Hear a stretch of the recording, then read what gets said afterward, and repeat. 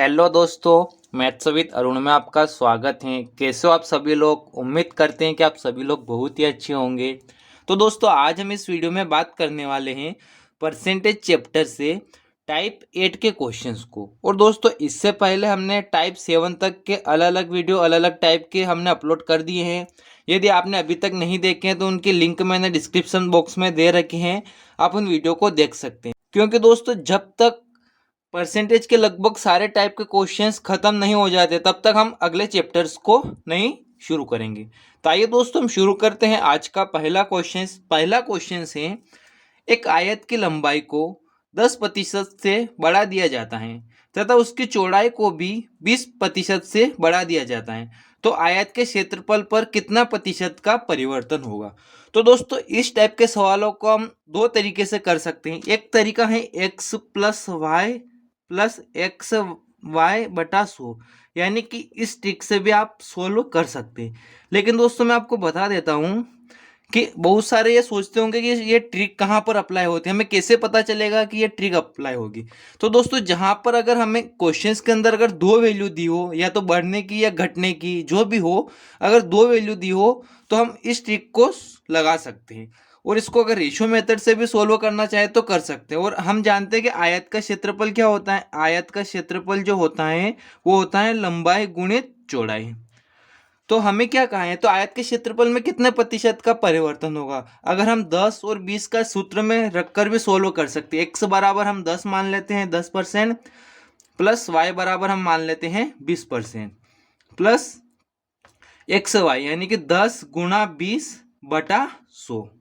और इसको सोल्व करेंगे, दो जीरो से दो जीरो कट जाएगा, 10 और 20, 30 और 2 हो जाएगा 32, यानी कि 32% का परिवर्तन होगा। यही इसका आंसर है। लेकिन दोस्तों, इस क्वेश्चन को हम रेशो मेथड से भी सोल्व करते हैं, क्योंकि दोस्तों रेशो मेथड सबसे बेस्ट मेथड होता है। इससे आपका कभी भी क्वेश्चन गलत होने की संभावना नहीं होगी। तो हमें क्या कहा है कि आयत की लंबाई को 10% से बढ़ा दिया जाता है। अगर मान लीजिए उसकी लंबाई 10% है, 10% को सोल्व करेंगे तो 1/10, 10 के ऊपर कितना बढ़ा, 1, यानी कि उसकी लंबाई पहले 10 थी तो 1 बढ़ गई। अब कितनी हो जाएगी, अब हो जाएगी 11। फिर कहा है हमें कि उसकी चौड़ाई को 20% से बढ़ा दिया जाता है। 20% को अगर हम सोल्व करते हैं तो ये होता है 1/5, यानी कि उसकी चौड़ाई जो है 5 थी तो बड़ी कितनी, 5 के ऊपर 1 बड़ी, तो इसमें ऐड कर लेंगे तो हो जाएगा 6। और इसको हम सोल्व करेंगे तो 5 का इंटू 10 में करेंगे तो 50, और 11 का इंटू 6 में करेंगे तो हो जाएगा 66। यानी कि यहाँ से यहाँ का डिफरेंस कितना आया हमारे पास, 16 का डिफरेंस आया। किसके ऊपर, 50 के ऊपर। क्योंकि 50 के ऊपर इसलिए लेंगे, पहले हमारा जो क्षेत्रफल बनता था वो 50 बनता था, लेकिन लंबाई को भी बढ़ा दिया है और चौड़ाई को भी बढ़ा दिया। तो अब हमारा क्षेत्रफल कितना बन रहा है, 66, यानी कि 16 का डिफरेंस आया। तो हम इसको परसेंटेज में कन्वर्ट करेंगे तो इंटू कर देंगे 100 का, और 50 से काटेंगे, 50 से कम 50, 50 दूना 100, और 16 इंटू 2 करेंगे तो हो जाएगा 32%। यही इसका आंसर है। तो दोस्तों, मैं उम्मीद करता हूं कि आपको ये क्वेश्चन समझ में आ गया होगा। आइए दोस्तों, इसी तरह से हम अगला क्वेश्चन को सोल्व करते हैं। अगला क्वेश्चन है दोस्तों, एक वृत्त की त्रिज्या को 10% से बढ़ा दिया है, तो बताओ उसके क्षेत्रफल में कितने प्रतिशत का परिवर्तन होगा। तो दोस्तों, हम जानते हैं कि ये इस टाइप से गोला टाइप से एक वृत्त होता है, और वृत्त का क्षेत्रफल क्या होता है, हमें क्या पूछा, क्षेत्रफल में कितने प्रतिशत का परिवर्तन होगा। वह वृत्त का क्षेत्रफल होता है πr²। तो इसमें भी हम x+y+x(y/100) वाला बटे 100 इस सूत्र को या इस ट्रिक को यूज कर सकते हैं। लेकिन इसमें भी आपको मन में क्वेश्चन आ रहा होगा कि इसमें 10% ही वैल्यू दिए थे, हम इसमें कैसे यूज कर सकते हैं। लेकिन दोस्तों, हम जानते हैं कि इसका क्षेत्रफल होता है πr², यानी कि r इंटू आर, 2 बार r आ रहा है। क्यों आ रहा है, क्योंकि इसका क्षेत्रफल में r² दे रखा, तो दोनों बार बढ़ेगा ना, r की वैल्यू दो बार लिखनी पड़ेगी, इसलिए इसको इस तरह से भी हम सोल्व कर सकते। लेकिन इसको हम रेशियो मेथड से सोल्व करेंगे क्वेश्चन को। आप इस तरह के से भी सोल्व करोगे तो सेम आंसर आएगा, और रेशियो से भी सोल्व करोगे तो वही आएगा। तो 10% बढ़ने की बात करा, 10% को सोल्व करेंगे कितना हो जाएगा, 1/10।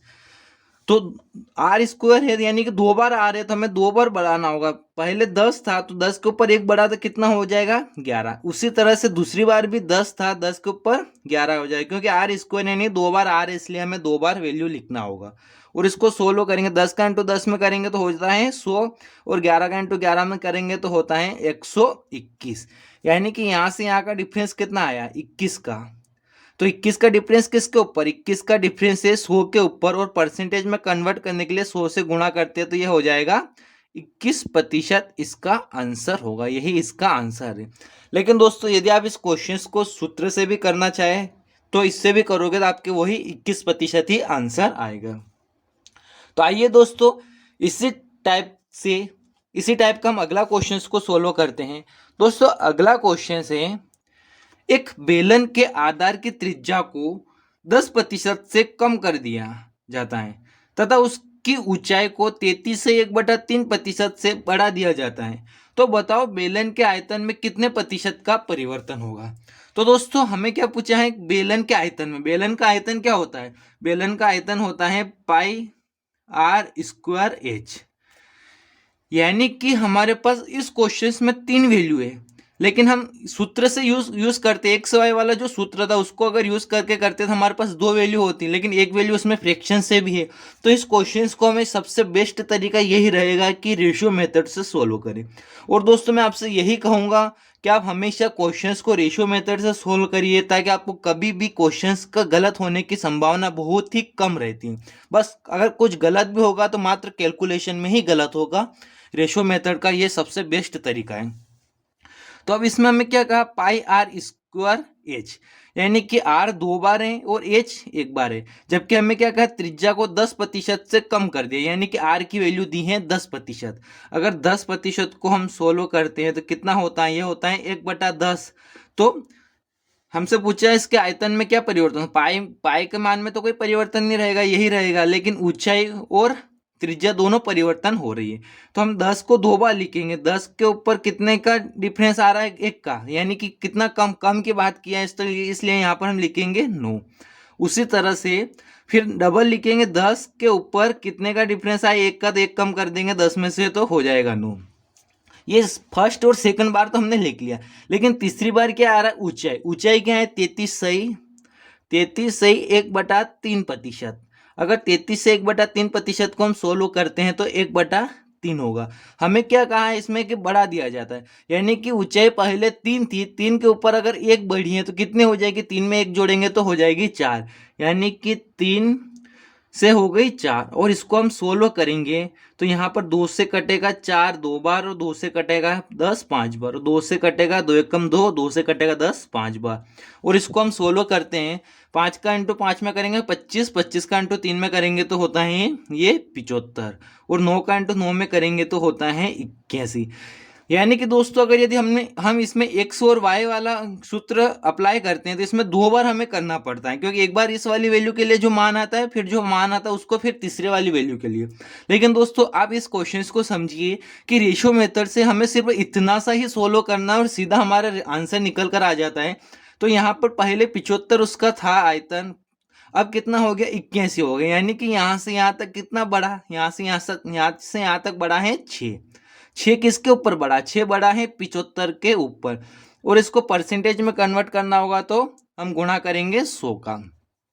तो 25 से कटेगा 25 थी 75, और 25 से कटेगा 25 चौक 100, तो 3 से कटेगा 6 2 बार, तो 4 इंटू 2 करेंगे तो होता है 8% का वृद्धि होगी, क्योंकि 81 से ज़्यादा है, तो यही इसका आंसर होगा। तो दोस्तों मैं उम्मीद करता हूं कि आपको परसेंटेज चैप्टर में टाइप 8 के क्वेश्चंस जो आयतन, वृत्त, बेलन, वर्ग पर आधारित थे आपको समझ में आ गए होंगे। और दोस्तों यदि आपको ये क्वेश्चन समझ में आ गए और तो वीडियो को अधिक से अधिक शेयर कीजिए, और मेरे चैनल पर पहली बार आए तो इसको जरूर सब्सक्राइब कीजिए। और दोस्तों आपको एक क्वेश्चंस और प्रैक्टिस के लिए दिया जाता है, जिसका जवाब आपको कमेंट बॉक्स में कमेंट करके देना होगा। तो दोस्तों आपके लिए जो क्वेश्चंस है वो हैं, एक वर्ग की एक भुजा को 10% से बढ़ा दिया जाता है, तो वर्ग के परिमाप पर कितने प्रतिशत का परिवर्तन होगा। तो दोस्तों यहाँ पर परिमाप का कहाँ है, तो आप इस क्वेश्चन को सोचिए समझिए वर्ग का परिमाप क्या होता है, फिर उसके बाद इस क्वेश्चन का जवाब आप आंसर कमेंट करके दीजिए। और दोस्तों इस तरह के मेरा वीडियो बनाने का मेन मकसद यही है कि आपने बहुत से यूट्यूबर्स पे बहुत अच्छे अच्छे टीचर्स होते हैं जो पढ़ाते हैं, लेकिन उसमें आपका होता क्या है कि मान लीजिए आपने 5 से 10 टाइप के क्वेश्चंस को एक क्लास में देखा है, लेकिन आपको लगभग 8 से 9 टाइप के क्वेश्चंस आपको आते हैं, लेकिन 1 या 2 टाइप के क्वेश्चंस कुछ होते हैं जो आपको प्रॉब्लम करते हैं। तो आपको उन 2 टाइप के क्वेश्चंस को देखने के लिए पूरा वीडियो देखना पड़ता है कि कहाँ पर वो क्वेश्चंस या किस टाइप का क्वेश्चन हमसे सोल्व नहीं हो रहा। तो उसी को ध्यान में रखते हुए ये मैं जो वीडियो बना रहा हूँ, इसमें क्या होगा कि आपको जो भी वीडियो के अंदर क्वेश्चंस मिलेंगे उसका एक क्वेश्चंस आपको वीडियो के थंबनेल पर मिलेगा, ताकि आप थंबनेल पर क्वेश्चंस को पढ़ सकते हैं या उसका वहाँ पर सॉल्यूशन भी देख सकते हैं। उससे क्या फ़ायदा होगा कि आपको जिस क्वेश्चंस में प्रॉब्लम है आप उसी क्वेश्चंस का वीडियो देख सकते हैं, आपको सारे वीडियो देखने की ज़रूरत नहीं। और यदि आप बिल्कुल नई शुरुआत कर रहे हैं तो आप टाइप 1 से देखिए, ताकि आपको परसेंटेज चैप्टर बहुत ही अच्छी तरीके से एक एक टाइप के क्वेश्चंस आसानी से समझ में आ जाएंगे और आपके आने वाले एग्जाम के लिए ये वीडियो बहुत ही फायदेमंद होंगे। तो प्लीज़ दोस्तों आप भी आपके अपने दोस्तों को जोड़िए, वीडियो को अधिक से अधिक शेयर कीजिए। तो आज के लिए बस इतना ही, और वीडियो अच्छा लगा हो तो इसे लाइक ज़रूर कीजिए, और वीडियो देखने के लिए आपका बहुत बहुत धन्यवाद।